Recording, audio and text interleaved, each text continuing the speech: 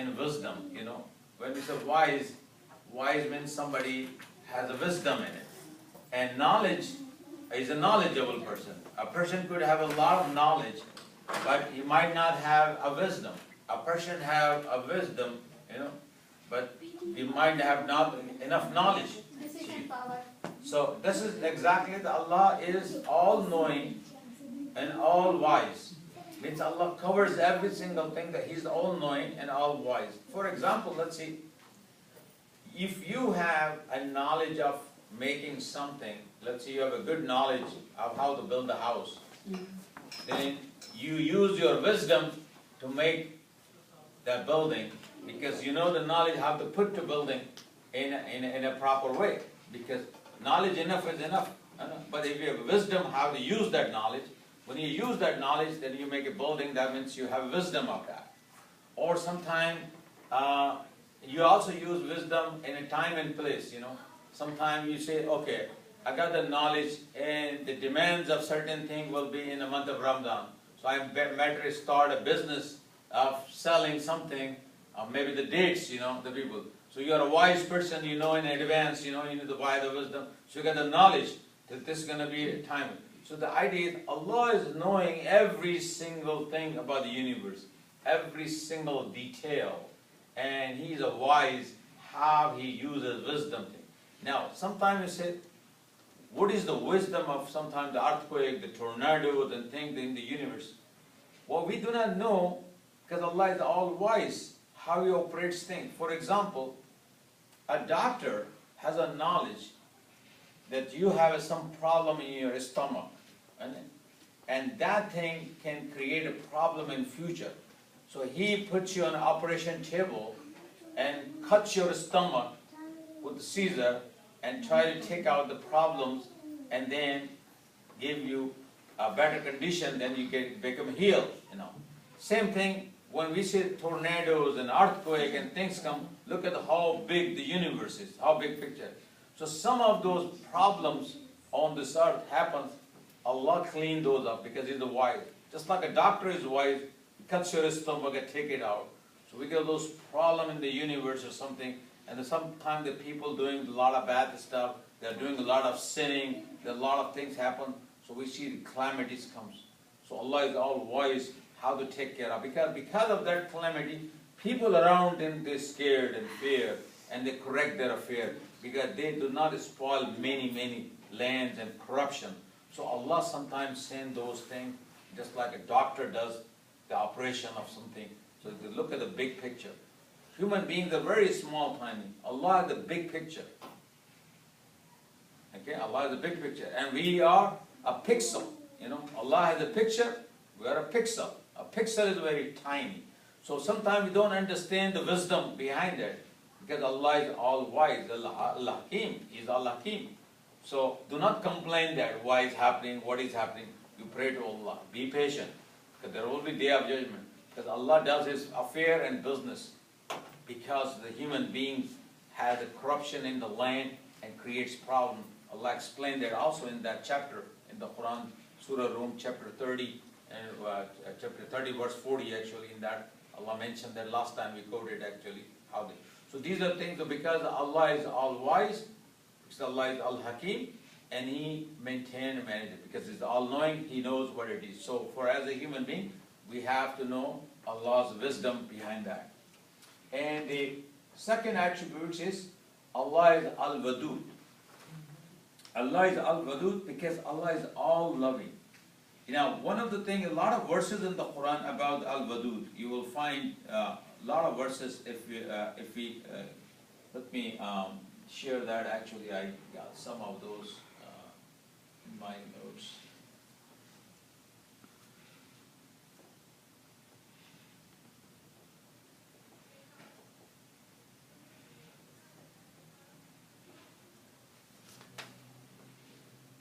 Okay, let me see some of those verses. Let me make it bigger here.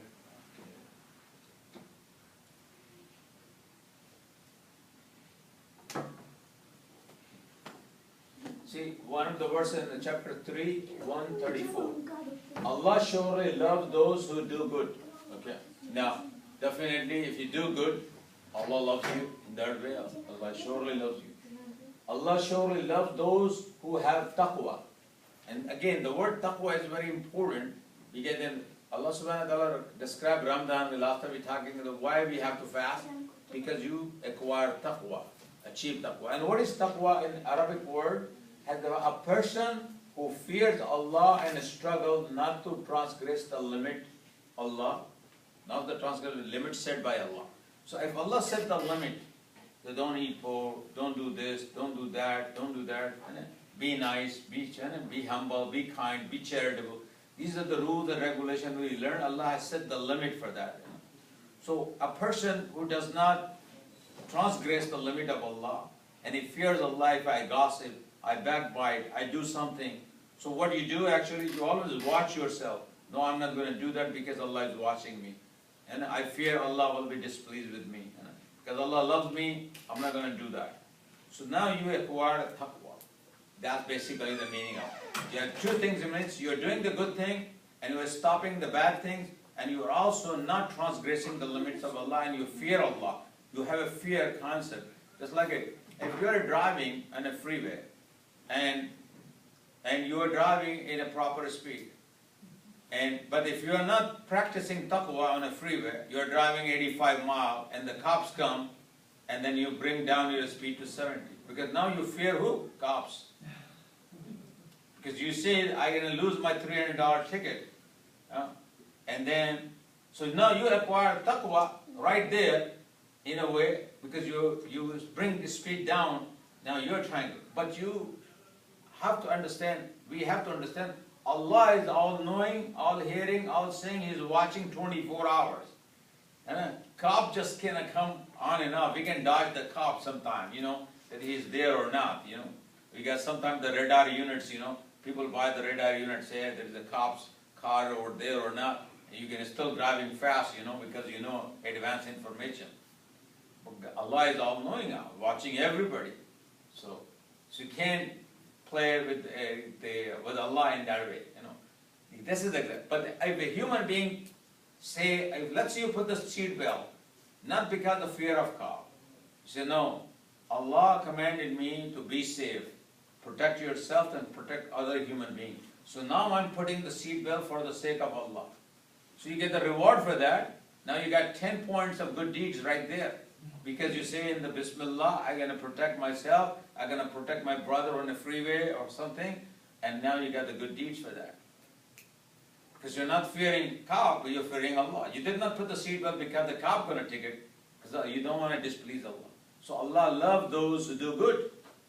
And that's exactly the whole idea is Allah. So again, Allah surely loves those who repent and purify themselves. Again, Allah also loves those people who repent. So that means a sinner, Allah can love the sinner, that sinner if he repent to Allah. Definitely Allah loves those sinners. Those who repent to Allah and correct themselves. So that's another verse in the Quran we talks about, chapter 2, 222, and before was the chapter 3, 134, chapter 9, verse number 4. These are all Allah loves in that. And another verse, Allah surely loves those who are patient. Again, Allah also loves those people who are patient. They got calamity in their life, they got difficulty, they have a hard time, they're not complaining, they are patient with Allah, and that's exactly Allah loves those who are patient. And they get the best reward in the Day of Judgment also too, because there will not going to be any account for those who will observe the patient. And that's the special blessing for those people who will have a hard time in this world and they are patient, and they will have no account in the Day of Judgment, and they will be entering into paradise. That's why Allah loves those who are patient. And again, surely Allah loves those who are just. Now, a person who is exercising the justice among people, among families, among friends and things, and also the judges who do the work with the justice, when they're doing the justice among people, Allah loves those who are just people. This is again, it's very important. And also, one of the most important verse in the Quran also, Allah subhanahu wa ta'ala talks about, say, O Muhammad, okay, Allah ta'ala addressing the Muhammad sallallahu alaihi wasallam, and also to us, So if you love Allah, and said, if you love Allah, follow me. The Prophet ﷺ, Allah is telling through Prophet ﷺ that if you love Allah, follow me. Who you follow? You follow me. And then Allah will then love you. So that means if you follow the Prophet ﷺ, Allah will love us. Okay. So this is again a condition. So our condition, do you love Allah? You have to follow Prophet ﷺ too. Because that's Allah is tying His love to the condition that if you really love Allah, then you definitely honor His Prophet, listen to His Prophet, follow the footstep of the Prophet, and then Allah will love you too. You know? So this is exactly, because if you claim I love Allah, of course you claim Allah that you love Allah, but do you follow His Prophet? And that's exactly Allah is saying. Because the Prophet came to teach you the good things.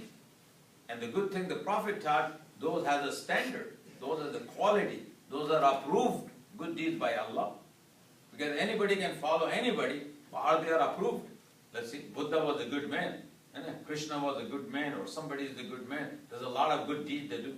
It's good, you still do good deeds, Allah, with your intention, Allah will listen. But what the Prophet ﷺ did the good deeds, and you follow those good deeds. Because those are already approved. You don't need approval for nobody. Just Prophet ﷺ followed it because he is the authentic, authorized person in the world. A prophet smile, and he says smile is a charity. And you smile because the Prophet said that smile is a charity. You think about that, I'm following the Prophet, I'm going to meet with people with a smiling face and shake hands with them, give them the greeting of salam. You get all the good deeds. And Allah will love you because you started and you are following the footsteps of the Prophet. And that's the important thing, to that Allah will love you because you follow the footsteps of the Prophet. And that's your claim that you love Allah. You also fulfill that claim that you definitely, Allah loves me because I love Allah and I follow His Prophet. And that's how it is. And then Allah will love you. That's it. So this is the important aspect. And also we go with this, Allah also, in Christianity sometimes say, Allah loves unconditionally. Of course Allah loves unconditionally, but does not mean that Allah appreciates every single thing. No.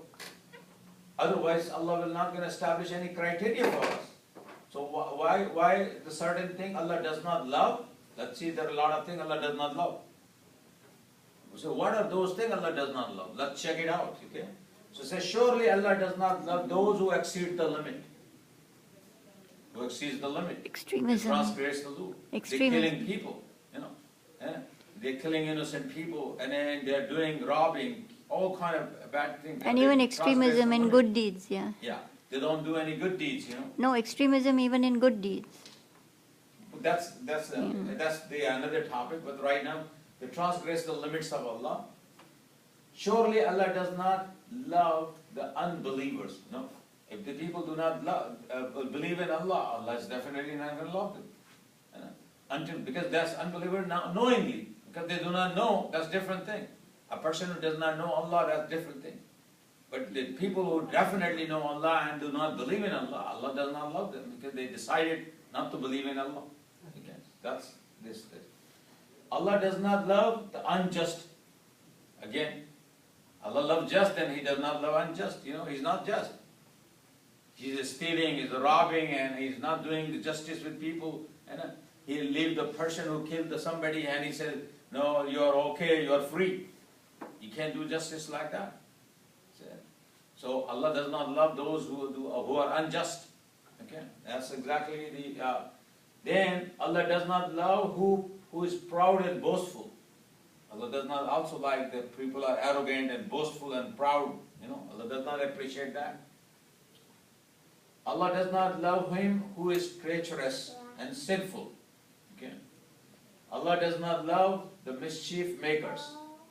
Allah does not love those who exceed the limits. Again, we repeated that. Allah does not love the extravagant.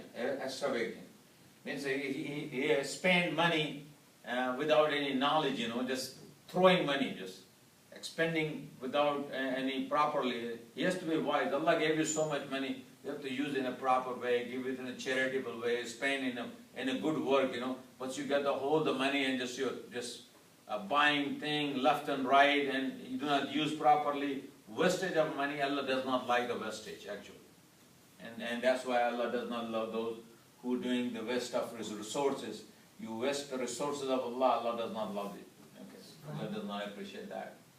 And Allah does not love the proud, we already covered that. Surely Allah does not love anyone who is unfaithful, ungrateful. Okay? Allah gave all the blessing and things, you never say thank to Allah. You know? You got the car, you got the house, you got the wife, you think, you got children, everything, and you never say thank to Allah. That's not good either, you know. That's why Allah does not love those who are unthankful. Okay? Allah does not love, we already covered that. Okay. So these are the areas, you know, somebody said, oh, Allah does not love it. Definitely. Allah does not love also if somebody is telling a lie, somebody is cheating, you know. Would you love that? So ask any Christian. Do you love who cheats, who lie, who rob, who kill? Do you love those people? Definitely not. It's not a good quality of people. You can't love those things. You can love the creation of Allah. Allah loves the human being, but not the action from the human being, you know. Because Allah created a body and soul, everything. Allah loves His creation. But Allah expects His creation to do good, follow His commandments. And then those actions are bad. Allah does not like from that human being with those actions. Those actions are not good. Because everything belongs to Allah. And that's why our test is to be performed the way Allah wants us to perform in this world. So this is the concept of the al-wadud. And then the next we will cover